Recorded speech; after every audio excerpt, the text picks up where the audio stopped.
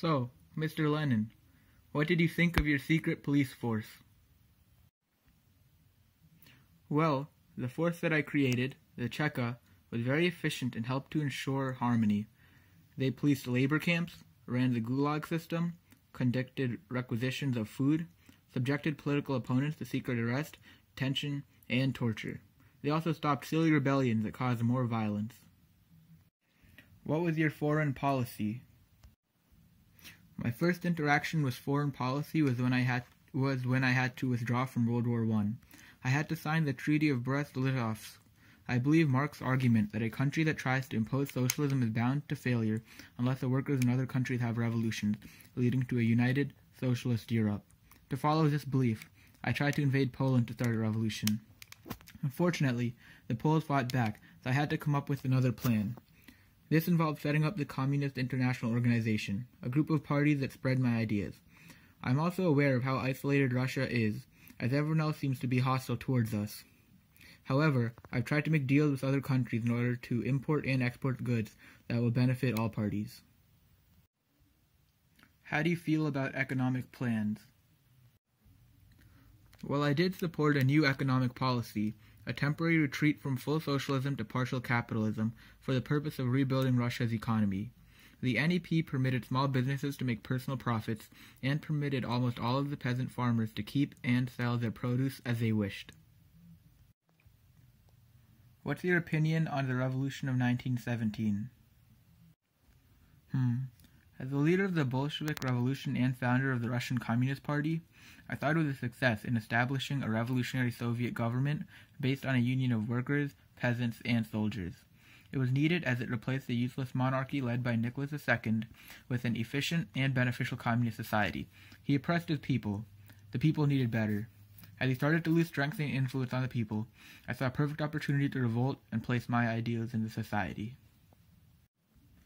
Do you think democratic centralization was a good move? Definitely. In such a large nation and government, there are many conflicting ideas. These can cause countless problems that can escalate to violence and disorder. This policy makes sure that people can freely discuss, but will follow through with a decision once the majority agrees on something. It will end chaos following big and small policy decisions. It will allow power and views to be equally shared and represented. It allows us to be more fluid than other countries. I'm here with Joseph Stalin. In 1945, World War II just ended, and I'm here to question him about many of his policies and actions in both the international and in the local scale, such as how he dealt with other countries during the war and how he dealt with people in his own country during the war. So, Mr. Stalin, did you ever make use of a secret police force? Good question. Let's just say that I like to know what my people were doing when and where. Sometimes they were leaders of other parties spreading negative ideas of my leadership. If this was the case, I had to remove them to ensure that they would not start opposition. If there were any people trying to defy my ideas in public, I had to deal with them too, whether through execution or sending them to labor camps. If I didn't, there would be public instability, which would cause more problems. So as you see, it was necessary for me to deal with opposition. That would cause more problems, and that would snowball into an entire country of chaos. We here at the network are curious with how you solved economic problems in Russia. I made use of a nice 5-year plan. I realized that the economy was on a decline, and this had to change. Industrial and agricultural progress and production were slow. So I decided that Russia had to industrialize. In 1928, I concentrated on the development of iron and steel, machine tools, electric power, and transport. I demanded a 110% increase in coal production, a 200% increase in iron production, and a 335% increase in electric power. I knew that if these demands were not met, we would not be able to keep up with the capital West. Can you describe nomenklatura? Well, it was a process that appointed the best leaders in the USSR to fill high-level and important positions. We had to approve the people who would take administrative positions in the bureaucracy that involved handling issues such as agriculture, education, and the industry. Basically, all of the people that we would appoint to these positions were part of my Communist Party. This way I could assure their character and their ability in being an integral part of Russia's government. What were you doing during the Russian Revolution? I was just released from exile when the revolution had begun. In fact, I declined to publish one of Lenin's letters that called for the provisional government to be overthrown. How do you feel about other political parties? I mean, as you can see, through who has been appointed positions in my government, it is pretty clear that my Communist Party is of a majority. With so many Communist Party members in power, I don't see the need for other parties or views. They'll only represent a minority view and will lead to disruption in an otherwise flawless and smooth process. You see, with many other political views, there's debate and discussion. This leads to inefficiency. As people oppose me, they're going to argue about how their way is better. This leads to time in decision-making, and that time is wasted. That time could be spent towards making my country better, especially against the rest of the world. I want Russia to be the number one position and to be the strongest force in all of the earth. And that's not possible if we're spending all our time arguing over little errors or little flaws in my views. I think it's a waste of time to have varied views and varied opinions. So, throughout your time in power, there has been talk of a Ukrainian independence movement. How do you feel about that? I didn't understand why they would want to leave my union. They were ungrateful, and I could not have any political dissent. It just happened that there was a giant, disastrous famine called the Holodomor, that killed a few million Ukrainians. This famine also seemed to kill any sense of Ukrainian nationalism and thought for independence. How did you deal with homosexuality in your union? In 1933, I added Article 121 to the entire Soviet Union Criminal Code, which made male homosexuality a crime punishable by up to 5 years in prison with hard labor. In the 1930s, I placed the LGBT community under official government censorship and had harsher policy across the entire Soviet Union. At this point, I decided that homosexuality was officially a disease. Do you believe that alcohol was helpful or hurtful to your union? And how do you think it affects your union right now? I believe that those who commit crimes while intoxicated should be heavily punished. However, I do not see alcohol as a risk to society. In fact, I use vodka sales to help pay for industrialization within the Soviet Union. Did you do anything to change the Constitution? I did. I backed the 1936 Soviet Constitution, also known as the Stalin Constitution. The Constitution repealed restrictions on voting and added universal direct suffrage and the right to work to rights guaranteed by the previous Constitution. In addition, the Constitution recognized collective social and economic rights, including the right to work, rest and leisure, health protection, care in old age and sickness, housing, education, and cultural benefits. The Constitution also provided for the direct election of all government bodies and their reorganization into a single, uniform system. It's 1964, and I'm here following Khrushchev's retirement. Would you care to comment on the secret speech that you gave? I would love to talk about it. It is called On the Cult of Personality and Its Consequences. I made this speech to the 20th Congress of the Communist Party. In this speech, I discussed Stalin's purges and his oppression of political opposition. If I'm being honest, I was not in any way a big supporter of his policies. My goal with the speech was to draw the Communist Party closer to Leninism, and to ensure my control of the party and government. Did you ever make use of a secret police force? In fact, I passed a new criminal code, Criminal Code 1958, that meant secret police could no longer conduct trials, and that convictions now required evidence and witnesses, confessions were not sufficient to condemn a victim, and imprisonment for many offenses were reduced. I wanted to overturn the basis of trials and convictions that existed under Stalin. Then, I established the KGB. I wanted to use this force to distance myself from Stalin. Did you ever make use of these famous 5-year economic plans that your predecessors used? I did indeed. I led a 6th plan from 1956 to 1960. Some of my policies included nationalization, creating a minimum wage, and wage reform, reforming the production of consumer goods, and raising the standard of living for the Soviet people. How did you deal with other countries during your time in office? Such as, would you care to elaborate on your foreign policy? I wanted to improve relations with the West. My predecessors decided that the best path for Russia was isolation. I strongly disagree. I was all for peaceful coexistence between communism and the capitalist West. What kind of political and social reforms did you attempt? Well, one thing that I did was try to get rid of some political perks. Some heads of certain departments wanted cash bonuses. I also passed Rule 25, which limited the number of years that party officials could stay in office. I also wanted to change the legal system to make it more fair for the ordinary person. I like to think that I managed to increase the standard of living for many Russian families with my policies in my 5-year plan. Another way I did this was by trying to make housing and education more available and more affordable. Thank you for spending this time with me and trying to learn a little more about my policies. It's 1991, following the collapse of the Soviet Union. I'm here with Mikhail Gorbachev. Care to elaborate on perestroika and glasnost? Let me start with glasnost. I decided to give free speech to a group of people who were, at the time, quite angry at the government.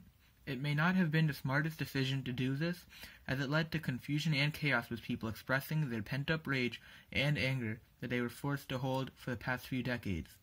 I thought that giving the people the right to speak their minds would be good. Unfortunately, I never realized how much anger there was towards my party and to what degree the people had been oppressed. So that's glasnost. What about perestroika?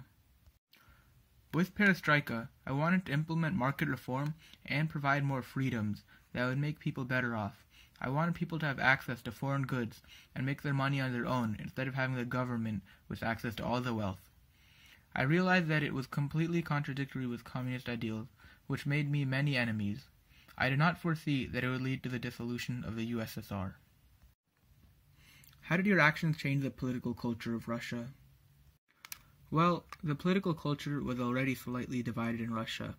It was divided between those who favored communism, namely the elites of the Communist Party that benefited from the current system, and those who wanted a free market and a democracy.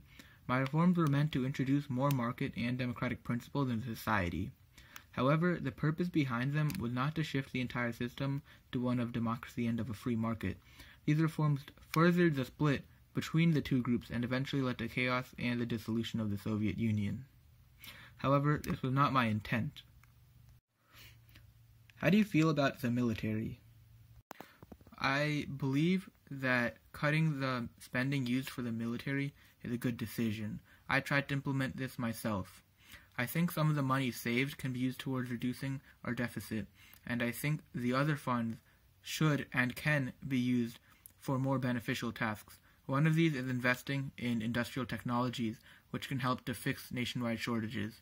My military cuts removed 50,000 men and 5,000 tanks from Czechoslovakia, East Germany, and Hungary, and removed 75% of all manpower in Mongolia. What actions did you take towards democratization, and how did these affect political parties? Demokratizacja was a slogan I introduced in the January of 1987, calling for the infusion of democratic elements into the Soviet Union single-party government. I aimed for a multi-candidate election for local elections. I hoped this would lead to personalities who could push for progressive reforms. However, this change did not include having multiple parties. What do you think your reforms did to the KGB? I am certain they reduced its power. They allowed for criticism of the KGB and reduced its large informant network. The KGB lost much of its international power, also. For example, it had to withdraw troops from Afghanistan. For these reasons, the KGB greatly opposed my reforms, especially glasnost. I'm here right after New Year's in 1992, talking to President Yeltsin. Do you feel that alcoholism is detrimental to Russia? Not in any way. In fact, I think it brings us all together. Many people say that my drinking habits have actually brought the East and the West closer together, so I would say that my drinking, and that of others, is beneficial to Russia, not detrimental. Can you talk about your shock therapy a little more? The economy is sick. Things must get worse before they can get any better. While this sudden shift from a centrally planned economy to a free market might seem insane, I'm certain it will help in the long run. My higher prices are intended to lure more goods into the shops, in the hope that prices will stabilize when supply and demand come into balance. It will be hard, but the period will not be long. We are talking a maximum of 6 to 8 months. Why do you feel that communism is no longer needed? Well, to begin, I am an elected, not appointed, president of Russia. I resigned from the Politburo a few years ago.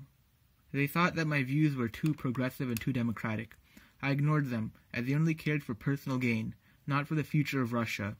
With the success of the West, I feel that matching their governmental structure would boost Russia, leading to a better future for all of our citizens, and for everyone in the world.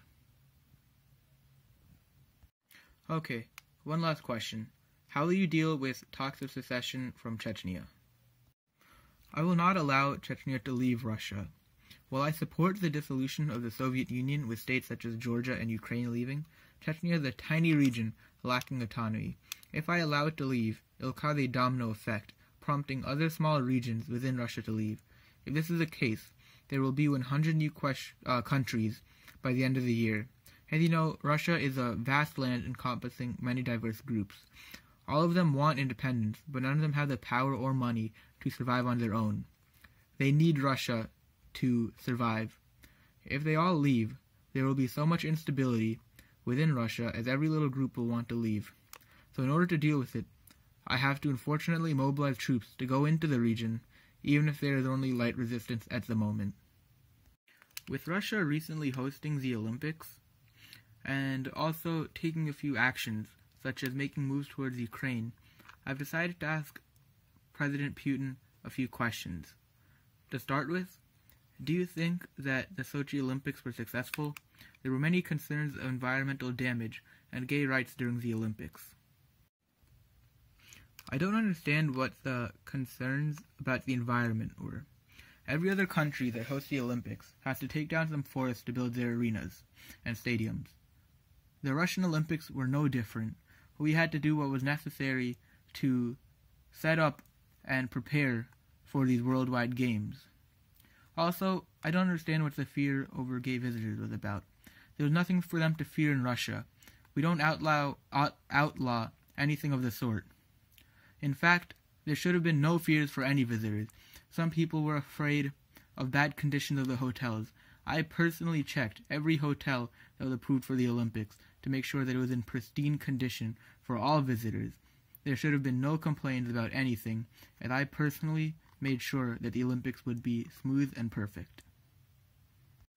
What about the recent ban of gay propaganda, which made it illegal to teach children that gays were equal? Don't you think that contradicts what you just said, that nothing of the sort is outlawed in Russia? I don't appreciate you attacking my policy making. Try running a country and tell me how easy it is.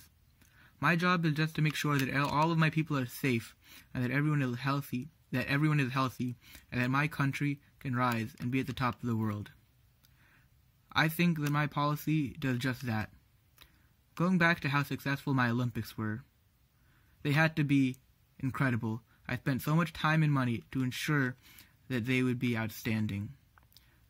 It also forced us to do many things, such as removing our stray dog population.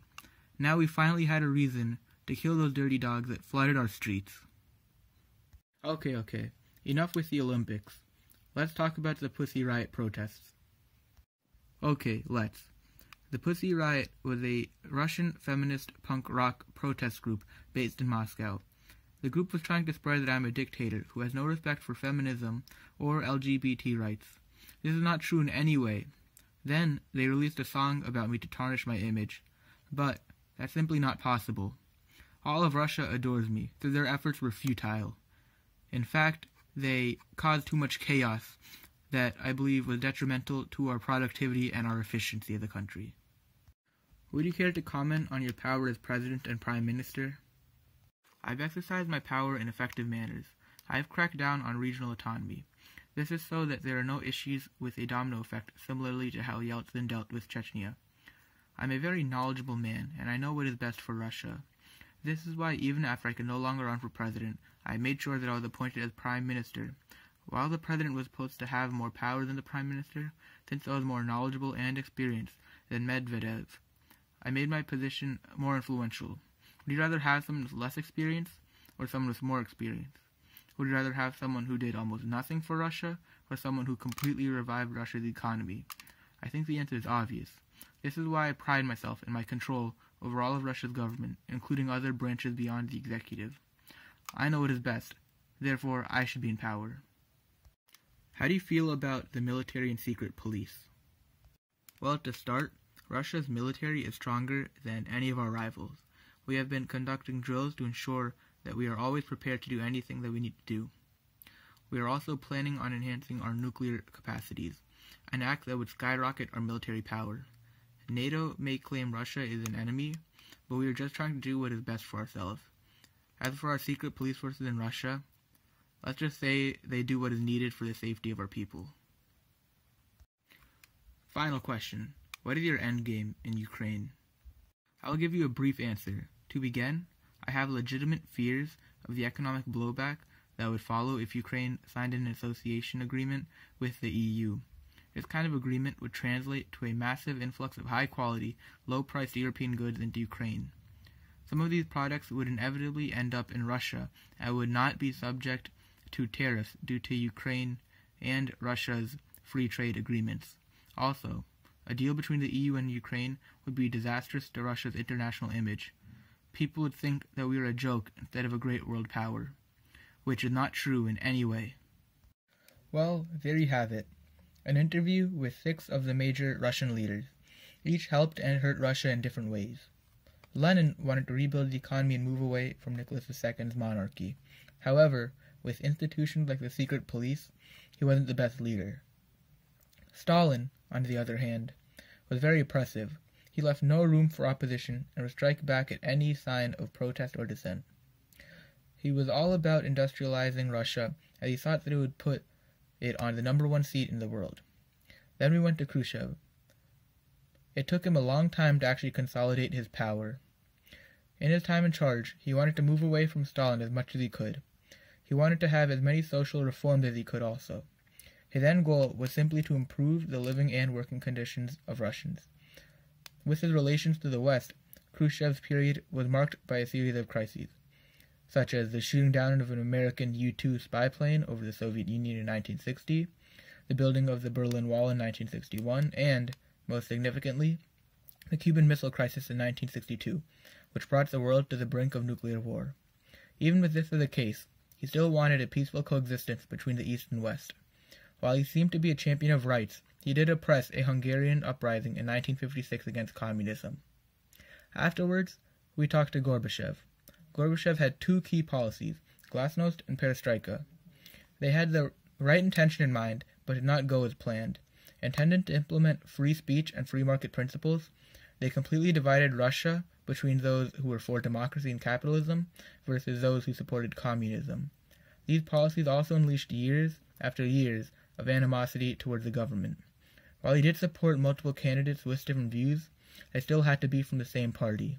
There was no idea of multiple parties. Next, we discussed communism and shock therapy with Yeltsin. He believed that a sudden change towards free market principles would, in the long run, be the best move for Russia, even if there was a period of recession and hardships. He also thought that communism wasn't needed anymore, as it only allowed the elites to gain more power. Finally, we had the chance to talk to Putin. He had very strong views that everything he did was the best for Russia, and that he was some sort of genius who knew everything. In my honest opinion, I'm slightly worried to see how he will deal with future issues such as the Russian presence in Ukraine. Thank you for tuning in, and I hope you enjoyed learning about 6 of the different major Russian leaders.